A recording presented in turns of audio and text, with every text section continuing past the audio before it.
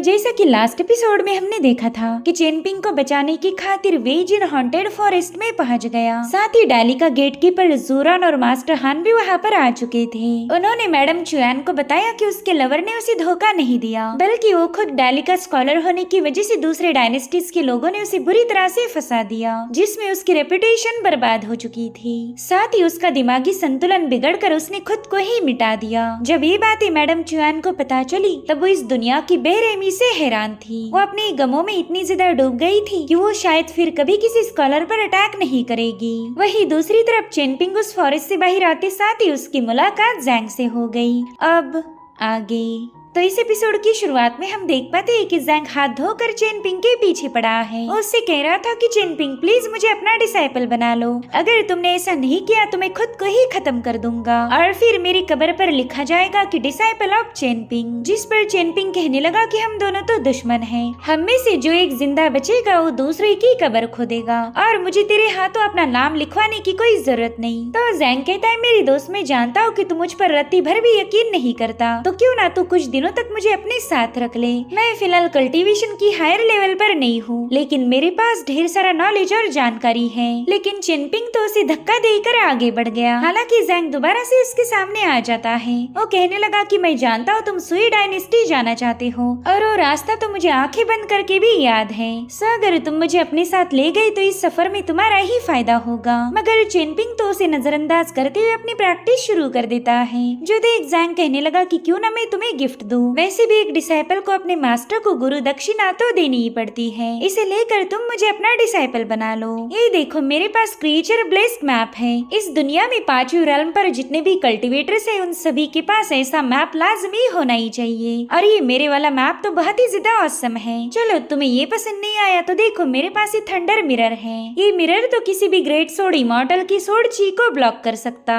और रही बात मेरे इस ब्रश की तो ये भी काफी ज्यादा स्पेशल है। इसमें तुम्हें इंक ईटिंग फिश मिल जाएगी। जब तुम इस ब्रश को यूज करोगे तो उसके बाद इस ब्रश को साफ करने की कोई जरूरत नहीं, वो फिश खुद होकर ही पूरी स्याही को क्लीन कर देगी। और मेरे पास ये गोल्डन स्टोन पेपर भी है। दरअसल सभी एम्पायर्स अपने फरमान इसी ही पेपर पर जारी करते। और तो और मेरे पास बहुत ही शानदार हाफ अलाइव नेटल फ्लाइंग सोड भी है। ये काफी ज्यादा शार्प, लाइट वेट और अमेजिंग है। इसे जो भी सक्सेसर क्लेम करेगा उसे फिर सोडची पावर को कल्टीवेट करने की कोई जरूरत नहीं। मगर चेनपिंग ने तो उसकी बातों पर जरा भी तवज्जो नहीं दी। तो जैंग कहता है चेनपिंग यार तुम मेरा यकीन क्यों नहीं करते? देखो अगर तुम्हें लेकर मेरा कोई भी गलत इरादा रहा तो हेवन अभी इसी वक्त मुझ पर लाइटनिंग बरसा देगा। खैर लाइटनिंग तो उस पर गिरी नहीं, मगर फिर भी चेनपिंग ने उसे अपना डिसाइपल बनाने से मना किया था। और उतने में जैंग की नजर पड़ी चेनपिंग के बालों पर। वो तुरंत ही समझ गया कि अगर चेनपिंग की हेयर पिन गायब है तो जरूर से वो बुढ़ा उसे ले गया होगा। जिसके बाद वो चेनपिंग से कहने लगा कि मैं जानता ही था कि तुम मुझ पर यकीन नहीं करोगे, लेकिन तुम्हें स्मॉल टाउन के मास्टर यांग पर तो भरोसा है ना? उन्होंने ही तो तुम्हें सबसे पहले ब्रीदिंग टेक्निक सिखाई थी। और फिर जैंग ने एक चेस पीस सीधे इन घोस्ट की तरफ पास कर दिया। वो कहता है कि इसे क्रश करके इस पर लिखा हुआ पैगाम पढ़ लो। इस लैंग्वेज को सिर्फ एक घोस्ट ही पढ़ सकता है। तो उस इन घोस्ट ने तुरंत ही उस मैसेज को पढ़ते साथ ही चेनपिंग को बता दिया कि स्मॉल टाउन के मास्टर यांग ने ही इस बंदे को यहाँ भेजा है। उन्होंने पैगाम में लिखा है कि इस बंदे की हार, जीत, इज्जत, बेइज्जती, जिंदगी और मौत तुमसे जुड़ चुकी है। तो अभी तुम्हारे खिलाफ कोई भी इवल प्लान बना नहीं सकता। उतने में चेनपिंग जैंग के सर्वेंट से कहने लगा कि तुम तो लू यू और शियू हो। मेरे ख्याल से पहले तुम लू डायनेस्टी से बिलोंग करते थे। तो जैंग तुरंत ही बताने लगा कि ये दोनों भी अच्छे हम्बल ओरिजिन से बिलोंग करते हैं। हालांकि इनकी डायनेस्टी फॉल हो गई और ये दोनों भी माउंटेन पर मरने वाले थे, मगर मैंने सही वक्त पर जाकर इन्हें बचा लिया। वेल जैंग ये सब इसलिए बता रहा था ताकि चेनपिंग उसे अपना डिसाइपल बना ले। तो चेनपिंग कहने लगा ठीक है ये दोनों हमारे साथ आ सकते, लेकिन जैंग तुम्हें आने की कोई जरूरत नहीं। जो सुनते साथ ही बेचारे जैंग ने इमरजेंसी ब्रेक लगा दिए। वो पूछ रहा था कि तुम मेरे साथ ऐसा क्यों कर रहे हो? जिस पर चेनपिंग जवाब देता है कि तुम एक बुरे इंसान हो और मैं ऐसे लोगों को अपने साथ नहीं रखना चाहता। और उतने में ही जैंग के हाथों पर गोल्डन वेन्स अपीयर होकर उसे तकलीफ पहुंचाने लगी, जिससे तो और भी ज्यादा गुस्सा हो गया। दरअसल ये जैंग की नियति की लाइन है जो कि उसे चेनपिंग के साथ जोड़ चुकी थी। वेल जैंग को चेनपिंग का डिसाइपल क्यों बनाना है इसके पीछे एक मिस्ट्री थी जो कि हमें कहानी में आगे चलकर पता चलेगी। अब रास्ते में लिनशुआ लुयू के साथ चेस खेल रहा था तो जैंग लिनशुआ से कहने लगा कि तुम इस खेल को जीत सकते हो, बस मेरे हिसाब से अपने पैदे को आगे चलाओ। तो लिनशुआ कहने लगा कि मैं आउटसाइडर के मशवरे नहीं सुनता, चेनपिंग तुम्हें अपना डिसाइपल बना दे तो फिर तुम मेरे साथ खेल सकते हो। यानी कि अब चेनपिंग के दोस्त भी उसे ताने मार रहे थे, जो सुनते साथ ही बेचारे जेंग ने लोटपोट होकर रोना शुरू कर दिया। और रोते हुए चेनपिंग को भाई, मास्टर, एंसेस्टर, पैट्रियार्क न जाने क्या क्या नामों से रिस्पेक्ट दे रहा था। वो कह रहा था प्लीज प्लीज प्लीज मुझे अपना डिसाइपल बना लो, मगर चेनपिंग तो उसे फुल टो इग्नोर किए जा रहा था। अब रात के समय भी उसके हाथ की वेंस ग्लो करने लगी, जो देख जैंग समझ नहीं पाता कि आखिर सेन शेंग का इरादा क्या है, वो क्यों मुझे उस चेनपिंग का डिसाइपल बनाना चाहते। जहाँ तक मैं जानता हूँ चेनपिंग ने आज तक कल्टीवेट नहीं किया तो वो बंदा मुझे क्या ही सिखा पाएगा।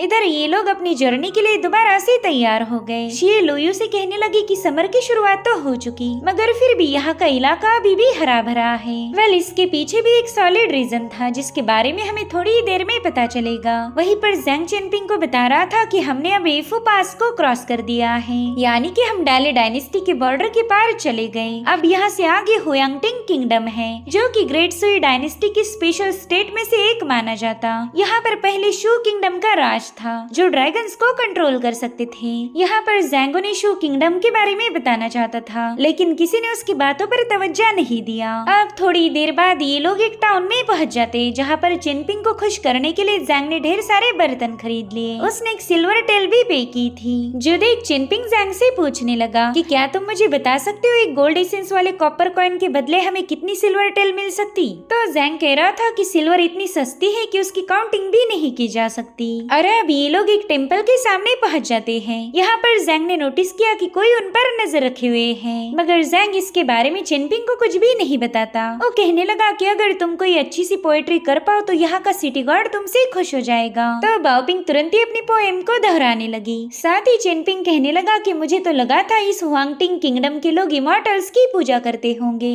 तो जैंग बताता है कि हाँ वो करते तो है, मगर इस वाले गॉड की नहीं करते। जिसके बाद हमें एक सेलिब्रेशन दिखाया गया जहाँ पर वाटर गॉड की स्टेचू को पूरे टाउन में घुमाया जा रहा था। इतना ही नहीं, टाउन के लोग उस वाटर गॉड के सामने ब्लेसिंग्स मांग रहे थे। साथ ही वहाँ पर हम एक बहुत बड़े पाइथन को देख पाते हैं जो कि इन लोगों को दूर रख रहा था। साथ ही जैंग बताता है कि नॉर्दर्न हुआंगटिंग किंगडम हंशी रिवर पर ही डिपेंड करता और इसी वजह से हंशी रिवर के गॉड को हेवन जैसे पूजा जाता है, चाहे फिर वो गवर्नमेंट हो या माउंटेन्स की फौज हो, सबको उस रिवर गॉड के सामने ठीक से पेश आना पड़ता। इस रिवर गॉड को वाटर गॉड के नाम से भी जाना जाता और इस वाटर गॉड की एक बड़ी बहन भी है जो कि दुनिया के अफेयर्स में ज्यादा दखल नहीं देती। साथ ही इनके एक फैमिली का मेंबर कॉमन लोगों के बीच रहता आ रहा, उसने आज तक भी अपनी पहचान को रिवील नहीं किया। तो शॉर्ट में बताओ तो इस वाटर गॉड की पूरी फैमिली ही चालबाज है। जिस पर चेनपिंग कहता है कि मुझे तो हैरानी इस बात पर हो रही कि तुम इस फैमिली के बारे में काफी कुछ जानते हो, बताओ ये इन्फॉर्मेशन तुम्हें कहाँ से मिली। तो जैंग कहने लगा मास्टर आपका ये डिसाइपल ढेर सारी बुक्स पढ़ता रहता, साथ ही सेंट ने लिखे हुए स्क्रोल को भी मैंने रीड किया था। उतने में ही लिनहुआ उससे पूछने लगा कि ये लोग कौन हैं जो कि बड़ा सा पाइथन लेकर सिटी को चक्कर लगा रहे। तो जैंग जवाब देते हुए बताने लगा कि ये तो लिंग्यून सेक्ट के डिसाइपल है। वैसे तो इस हुआंगटिंग किंगडम में न जाने कितने ही सारे सेक्ट मौजूद होंगे, मगर इस लिंग्यून सेक्ट को ही उन सभी का लीडर माना जाता। तुम यूँ समझ लो कि ये लिंग्यून सेक्ट वाटर गॉड के काफी ज्यादा क्लोज है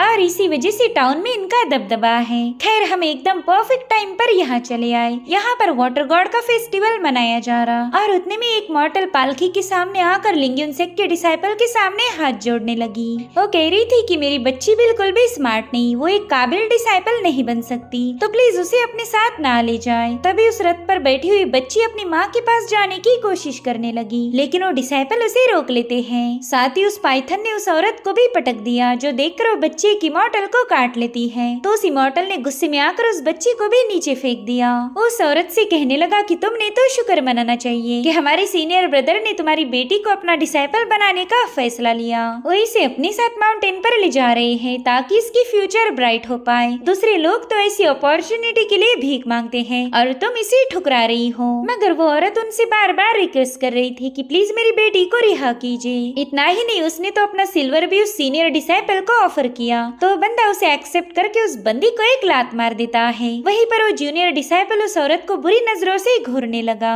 वो कह रहा था, सीनियर ये औरत तो काफी ज्यादा अट्रैक्टिव है, क्या मैं इसके साथ थोड़े से मजे कर सकता हूँ? तो सीनियर डिसाइपल ने तुरंत ही इसकी इजाजत दे दी। वहीं पर वो छोटी बच्ची अपनी माँ को बचाने की कोशिश करती है और उतने में ही बाओपिंग इस मैटर में शामिल हो गई। साथ ही चेनपिंग भी उस बंदे का हाथ मरोड़ने लगा, जो देख सीनियर डिसाइपल काफी ज्यादा भड़क जाता है और उतने में ही वहाँ पर वेली नाम का बंदा पहुँच गया। ये बंदा इस प्रीफेक्चर का गवर्नर था। वो वहाँ आते ही पूछता है कि बताओ यहाँ पर क्या हो रहा। तो सीनियर डिसाइपल बताता है कि इन लोगों ने हमारी सेरेमनी में इंटरफेयर किया, साथ ही हमारे डिसाइपल पर भी अटैक किया। तो मैं उम्मीद करता हूँ कि आप इस मैटर को फेयरली हैंडल करोगे। जो सुनते साथ ही गवर्नर वेली चेनपिंग से पूछता है कि क्या तुम मुसाफिर हो? चलो जल्दी से मुझे अपने ट्रैवलिंग के पेपर्स दिखाओ। तो चेनपिंग उसके सामने अपने पेपर्स शो कर देता है, जिन्हें देख वेलिन कह रहा था कि अरे तुम तो डेली किंगडम के लॉन्गयुआन काउंटी से बिलोंग करते हो। वहीं पर लिनहुआ वेलिन को बताने लगा कि ये लोग एक नंबर के झूठे हैं, ये दूसरों पर जबरदस्ती कर रहे थे, तो हमने बस उस माँ बेटी की मदद की। अब ये बातें सुनकर वेलिन दिल ही दिल में सोचने लगा कि फिलहाल डाली डायनेस्टी जंग की तैयारियां कर रही और हमारा हुआंगटिंग कभी भी एक प्रोविंस बन सकता, तो हम किसी भी कीमत पर डाली को उकसा नहीं सकते, वरना डाली हम पर अटैक कर देगी। तो तुरंत ही उन कल्टिवेटर से कहने लगा कि आप मैनर की तरफ रवाना हो जाए। इस इंसिडेंट की वजह से आपका रिचुअल स्पॉइल नहीं होना चाहिए। रही बात इस मैटर की तो मैं इसे हैंडल करूंगा। जो सुनते साथ ही वो बंदा वहाँ से चला गया और अब वेलिन चेनपिंग से कहने लगा कि फिलहाल हमारे यहाँ पर वाटर गॉड फेस्टिवल मनाया जा रहा, इसीलिए सभी सेक्ट के इमॉर्टल्स यहाँ पर गैदर हो रहे। तो मैं उम्मीद करता हूँ कि आप लोग हमारी इस लोकल कस्टम की रिस्पेक्ट करेंगे, प्लीज मुसीबतों में ना फंसे। और इतना कहकर वो बंदा वहाँ से रवाना हो गया। उसके वहाँ से जाते साथ ही चेनपिंग जैंग से कहने लगा कि इन डिसाइपल्स ने तो क्राइम किया था, मगर फिर भी यहाँ के अथॉरिटीज इन पर कोई एक्शन नहीं ले रही। जिस पर जैंग जवाब देते हुए कहने लगा कि मेरे मास्टर आप दिल्ली में नहीं हो, सिर्फ दिल्ली डायनेस्टी में ही नियमों को फॉलो किया जाता, दिल्ली के बाहर सभी ऑफिशियल्स करप्ट हैं। उतने में ही वो छोटी बच्ची चेनपिंग का शुक्रिया अदा करने लगी, साथ ही साथ उसने इन सभी को डिनर पर इनवाइट किया था। चेनपिंग तो इसके लिए मना कर देता है, मगर उसके भुक्कड़ बच्चे ऑलरेडी हाँ बोल चुके थे, इसलिए अभी सभी लोग उस लेडी के घर खाना खाने चले गए। साथ ही उस बच्ची ने चेनपिंग के सामने हेयर पिन पेश की। वो कह रही थी कि हेयर पिन मेरी मदर ने बनाई है, वो चाहती है कि आप इन्हें अपने पास रखो और फ्यूचर में जब भी आप यहाँ से ट्रैवल करो तो प्लीज हमारे घर जरूर आना। इसलिए चेनपिंग भी उस तोहफे को एक्सेप्ट कर लेता है। अब ये लोग वहाँ से निकल पड़े।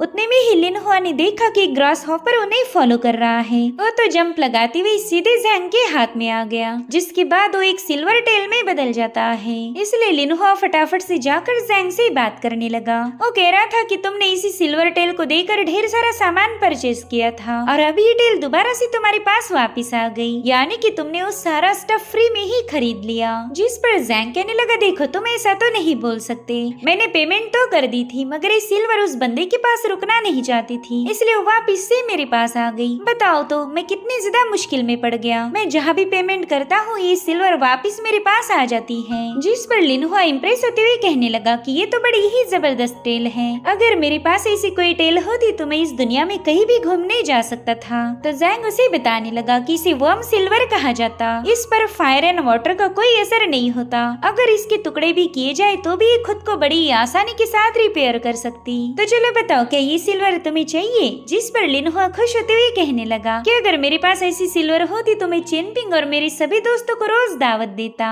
जो सुनते साथ ही जैंग ने होटल उसे ऑफर की, मगर लिनहुआ चेनपिंग को डिसअपॉइंट नहीं करना चाहता था, तो उसने वो सिल्वर लेने से मना कर दिया। हालांकि चेनपिंग उसे बताता है कि अगर कोई तुम्हें प्यार से कोई तोहफा दे रहा हो तो उसे एक्सेप्ट करो, और फिर इस टेल का यूज कैसे करना है उसके लिए हम कुछ रूल्स बना लेंगे। जो सुनते साथ ही लिनहुआ ने तुरंत ही उस सिल्वर टेल को उठा लिया। तो जैंग उसे धीरे से कहता है कि देखो अब तुम्हें मैंने इतनी प्रेशियस टेल दी तो तुमने भी मेरी थोड़ी बहुत मदद करनी चाहिए। बताओ ना मैं चेनपिंग का डिसाइपल कैसे बनूंगा, क्या तुम मुझे कोई आइडिया दे सकते हो? जिस पर लिनहुआ कह रहा था चल बे निकल यहाँ से, मैं भला तुझे आइडिया क्यों बताऊंगा, और वैसे भी ये सिल्वर टेल अब मेरी हो गई, इसलिए ना ही तुझे ये टेल मिलेगी और ना ही कोई आइडिया। जो सुनकर जैंग हैरान होते हुए कहने लगा कि मैं तो दूसरों को चुना लगाता हूँ, मगर इस बच्चे ने तो मुझे ही लगा दिया। वाह क्या ही बात है, अब ये सफर अमेजिंग होगा। जिसके बाद ये लोग एक इन के सामने पहुँच गए, जहाँ पर चेनपिंग जैंग से पूछ रहा था कि बताओ तुमने हमारे लिए ऑटम इन ही चूज क्यों करी, क्या वहाँ पर कुछ खास बात है? जिस पर जैंग जवाब देते हुए कहने लगा कि वो इन सिटी गॉड पवेलियन पर बांधी गई थी, उसके अंदर एक स्पिरिचुअल स्पिरिचुअल स्प्रिंग है। अगर यहाँ रुककर कल्टीवेट किया जाए तो काफी ज्यादा फायदा मिलेगा। ये एक वाकई टॉप टियर की लग्जरी इन है। जो सुनते साथ ही चेनपिंग सोचने लगा कि लिनशुआ ने हाल ही में कल्टीवेशन की शुरुआत की है, तो इस इन में रुकने से उसे भी काफी ज्यादा फायदा मिलेगा। मगर फिर वो तुरंत ही जैंग से कहने लगा कि अगर ये इन इतनी ज्यादा स्पेशल है तो यहाँ का किराया भी काफी ज्यादा महंगा होगा। तो जैंग कहने लगा ज्यादा नहीं, बस एक रात के हमें 2000 सिल्वर टेल देने पड़ेंगे। अब 2000 सिल्वर टेल सुनते साथ ही बेचारा चेनपिंग परेशान हो गया। उसके पास तो इतने पैसे थे ही नहीं, मगर वो लिनशुआ के लिए एक बेस्ट जगह ढूंढना चाहता था। इसलिए वो जैंग से कहने लगा कि क्या तुम मुझे सिल्वर टेल उधार दे सकते हो? देखो तुम इंटरेस्ट रेट बता देना, मैं स्मॉल टाउन में वापस जाते साथ ही तुम्हारा वो सारा पैसा चुका दूंगा। जो सुनते साथ ही जैंग दिल ही दिल में कहने लगा कि चेनपिंग तो इतना रहमदिल कैसे हो सकता, पता नहीं तो दूसरों की इतनी फिक्र क्यों करता है। मैं अच्छे से जानता हूँ कि तूने लिनशुआ के कल्टीवेशन के लिए इस सीन में रहने का फैसला लिया। और उतने में चेनपिंग उससे कहता है कि अगर तुम्हारे पास पैसे नहीं तो जाने दो, मैं कुछ और जुगाड़ कर दूंगा। तो जैंग फटाफट से उसे मस्का मारते हुए कहने लगा कि मास्टर डिसाइपल से पैसे मांगते रहते हैं, ये परफेक्टली नेचुरल है, मगर आपने ब्याज का जिक्र नहीं करना चाहिए था। आप स्मॉल टाउन में वापस जाने के बाद बस मेरी मुद्दल ही वापस कर देना, वही बहुत बड़ी बात होगी। और अब ये लोग उस इन के सामने पहुंच गए जो कि काफी ज्यादा खूबसूरत थी। वहाँ पर लियूजिया नाम की बंदी इनका स्वागत करने पहुंच गई। वो इन्हें बता रही थी कि मैं इस इन की ओनर हूँ, प्लीज मेरे साथ चलिए। जिसके बाद उन्हें सीन के बारे में काफी सारी जानकारी देने लगी। यहाँ पर ब्राइट मून सेक्रेड वॉल थी जो कि हर एक अमावस और पूर्णिमा की रात अपने स्पिरिट को बदल सकती है।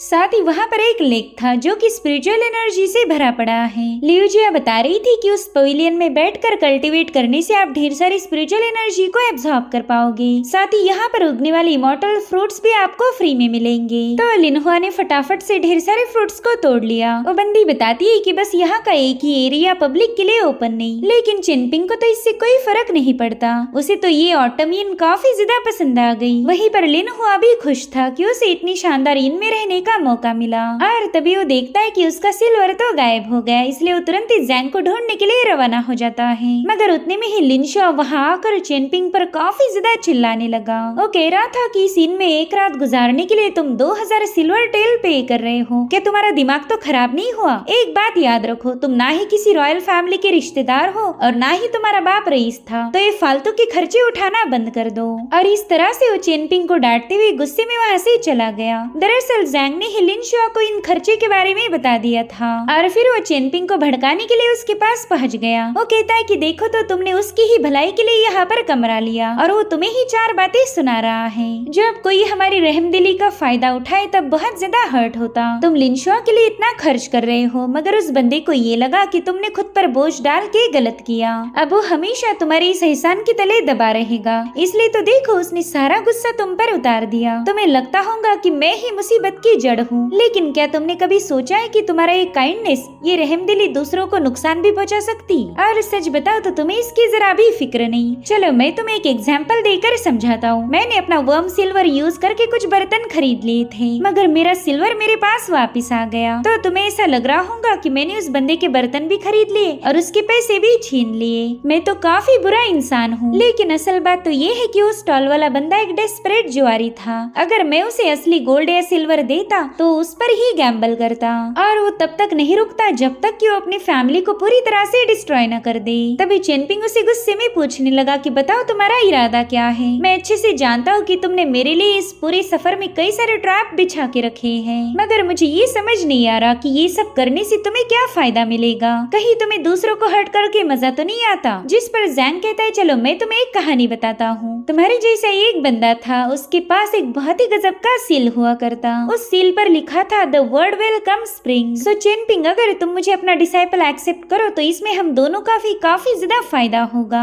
मगर चेनपिंग को उसकी आड़ी टेढ़ी बातें समझ नहीं आती, तो उसने सीधे उसके मुंह पर ही दरवाजा बंद कर दिया। जो देख जैंग काफी ज्यादा भड़क जाता है। वो कह रहा था कि अगर तुमने मुझे अपना डिसाइपल नहीं बनाया तो मैं तुम्हारे लिए ढेर सारी मुश्किलें खड़ी करूंगा। सो गाइस, जिस सील का जैंग ने जिक्र किया, हो सकता है कि कि वो चेनपिंग के ही पास होगा। चेनपिंग के पास जो सिल है उसे मास्टर जी शांग ने गिफ्ट किया था और अब जैंग दिल ही दिल में कहने लगा कि शायद उस सिल का essence already heaven and earth में आ चुका। इसी वजह से तो इस साल पतझड़ का मौसम होकर भी हर तरफ बहार है। चेनपिंग, भले ही हम दोनों के फेट्स को एक साथ बांध दिया हो, मगर अचीवमेंट, चालबाजी और रहमदिली, इन सब में मैं तुम्हें बीट करूंगा। तभी जाकर तो मैं ग्रेट पाथ पर चल सकता हूँ। हमारा सफर लंबा होगा और ये खेल तो बस अभी शुरू हुआ है। देखेंगे आखिर में कौन विनर बनेगा, तू या फिर मैं। इधर टाउन में वो छोटी बच्ची तूफान आने से पहले सारा सामान घर में ला रही थी और वहीं पर हम 3 डिसाइपल्स को देख पाते हैं। मेरे ख्याल से वही लॉन्गयुन सेक्ट के लोग होंगे।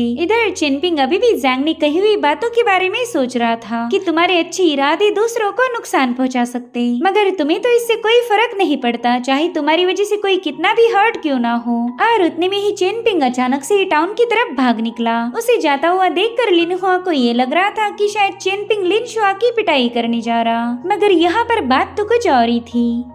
अब ये सीन यहीं पर कट होके हमें गवर्नर वेई लिन दिखाया गया, जो कि गुस्से में बताता है कि लिंगयुन सेक्ट की मनमानी अब काफी ज्यादा बढ़ चुकी है। भले ही उनके सेक्ट के फाउंडर ने वाटर गॉड को पावर्स में लाने के लिए मदद की हो, मगर इसका मतलब ये तो बिल्कुल नहीं कि वो यहाँ पर अपनी मनमानी चलाए, टाउन के लोगों को परेशान करे। क्या उन्हें ऐसा लगता है कि ऑफिशियल्स उनके रास्ते में टांग नहीं अड़ाएंगे? वेल, यहाँ पर उसके साथ ऑटम इन की ओनर लियो जिया बैठी हुई थी। वो कहने लगी कि गवर्नर प्लीज यहाँ आकर बैठकर आराम से बात कीजिए, आपको ऐसा इधर उधर घूमते हुए देख मुझे भी चक्कर आ रहे। तो लिनवे उसे परेशान होते हुए बताने लगा कि तुम्हें कोई आइडिया नहीं कि मैंने न जाने कितनी बार लिंगयुन सेक्ट के फैलाए हुए रायते को साफ किया। मैं अब सच बताऊं तो तंग आ चुका हूँ। हमारा हुआंगटिंग नेशन काफी ज्यादा छोटा और कमजोर है। भले ही माउंटेन एंड रिवर डेटीज हमारे साथ कोऑपरेट करते, लेकिन उनके फेवर्स के लिए मुझे हमेशा ही उनकी खुशामद करनी पड़ती। जिस पर लियूजिया कहने लगी कि आज मार्केट में जो कुछ भी हुआ मुझे वो सब कुछ पता चल गया। अगर बात ज्यादा बिगड़ ही गई तो मुझे मेरे सेक्ट को लाना पड़ेगा ताकि हम उस लिंगयुन सेक्ट को सबक सिखा पाए। हमें उनकी तानाशाही को लगाम कसनी पड़ेगी। जिस पर लिनवे कह रहा था कि इससे कोई फायदा नहीं होने वाला, उल्टा हमारे टाउन के मासूम लोग इसमें सफर करेंगे। उनके पास थोड़ा बहुत खाना, पहनने के लिए कपड़े और सिर पर छत है, मगर दोनों सेक्ट की बैटल उनसे ही सब कुछ छीन लेगी और मैं अपने टाउन के लोगों की मुश्किलें बढ़ाना नहीं चाहता।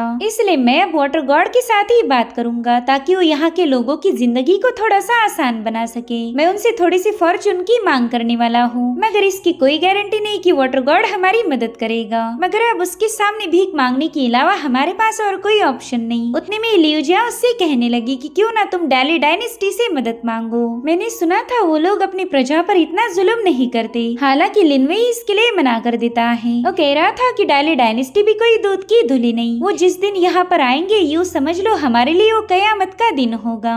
जो सुनते साथ ही लियूजिया उस पर भड़क गई। वो कह रही थी कि अगर तुम अपने लोगों को बचाना चाहते हो तो जाओ जाकर ग्रेट वाटर मैंशन को डिस्ट्रॉय कर दो और फिर कोर्ट में एक पिटीशन भेज दो कि हमें एक नए वाटर गॉड की जरूरत है। अगर तुम्हें वाकई दम है तो इस वाटर गॉड को बदल दो। मगर लिनवे तो ये भी नहीं कर सकता क्योंकि वो पूरी तरह से मजबूर था। वहीं पर लियूजिया उसे बताती है कि तुमने इतने सालों में न जाने कितनी ही सारी मुश्किलों का सामना किया, मगर अब बगावत करनी होगी। हमें इस वाटर गॉड को बदलना होगा। अगर तुम एक नए बंदे को वाटर गॉड बनाओगे तो वो हमारे एहसानों तले दबा रहेगा, फिर तो कोई भी इस टाउन पर अत्याचार नहीं कर सकता। सो गाइस, इन दोनों के इरादे नेक थे। इनका मानना है कि सिस्टम को बदलने से इनके प्रॉब्लम सॉल्व हो जाएंगे। और अब सीन शिफ्ट होकर हम वाटर गॉड को देख पाते हैं, जिसकी हुकूमत में ही दूसरे फैक्शन इस हुआंगटिंग नेशन को बुली कर रहे थे। उसकी सिस्टर उसे बताने लगी कि कुछ लोगों में बहुत ही पावरफुल ड्रैगन ऑरा पाई जा रही। अगर वो एनर्जी हमें मिल जाए तो हमारा फायदा होगा। मैं तो उस ड्रैगन ऑरा को डिवावर करने के लिए काफी ज्यादा बेसब्र हूँ। जिस पर वाटर गॉड पूछने लगा कि सिस्टर आपको कैसे पता चला कि उस लड़के के पास स्ट्रॉन्गेस्ट ड्रैगन ऑरा है? तो जी जवाब देते हुए बताने लगी कि आज जो ट्रैवलर्स का ग्रुप हमारे टाउन में आया था उसमें से एक बंदा फॉलन लो डायनेस्टी का क्राउन प्रिंस है। उसका नाम है लोयू और इसी वजह से उसकी बॉडी से बहुत ही स्ट्रॉन्ग ऑरा रिलीज हो रही थी। जिस पर वाटर गॉड कहने लगा कि अगर हमें उस बंदे को डिवावर भी करना है तो काफी ज्यादा केयरफुल रहना पड़ेगा। अगर हमने कोई भी गलती की तो हमारे फादर ही हमारा शिकार करेंगे।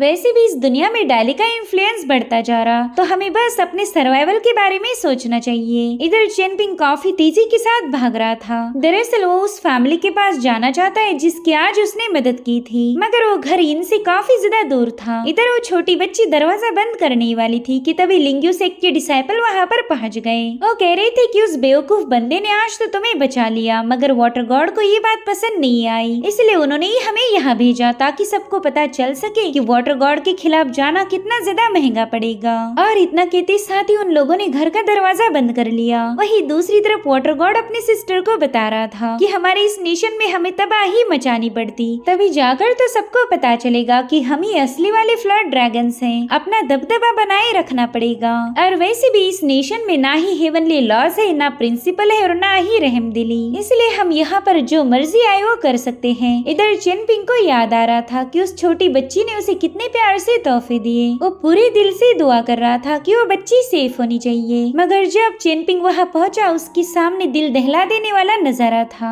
वल वहाँ पर उस लेडी को बड़े ही ब्रूटली मार दिया गया था, जो देखते साथ ही चेनपिंग को बहुत बड़ा झटका लगा। उतने में उस छोटी बच्ची की उसे आवाज आती है, जो कि उसे बड़े भाई कह के पुकारने लगी। तो चेनपिंग ने तुरंत ही जाकर उसे अपने बाहों में लिया। वो उसे बताती है कि लिंग्यून सेक के लोगों ने हम पर अटैक किया, माँ के साथ भी जबरदस्ती की, और वो लोग अब आपके लिए भी मुश्किलें खड़ी करने वाले हैं, तो प्लीज आप यहाँ से चले जाओ। और इतना कहते साथ ही वो बच्ची अपना दम तोड़ देती है। ये देखकर ही चेनपिंग उसे गले लगाकर रोने लगा। उसने तो बस इन लोगों की मदद की थी, मगर जैसे कि जैंग ने बताया था कि मदद करने से भी हम दूसरों को नुकसान पहुंचा सकते, ये बात आज सच साबित हो गई। चेनपिंग कह रहा था कि मैंने तो कभी इमेजिन भी नहीं किया था कि बाहर की दुनिया में जानवर इमॉर्टल्स बन के दूसरों पर अत्याचार करते हैं। इन्होंने इंसानियत को भुला दिया। और अब चेनपिंग बदले की आग में यही सोच रहा था कि ये दोनों माँ बेटी कितनी ज्यादा घबराई हुई होगी, इन्हें कितने बुरी तरह से टॉर्चर किया गया। अब चेनपिंग ये रिवेंज कैसे लेगा, ये वाकई देखने लायक है। इसी के साथ एपिसोड यहीं पर एंड हो जाता है। Thank you so much for watching. Bye bye, take care.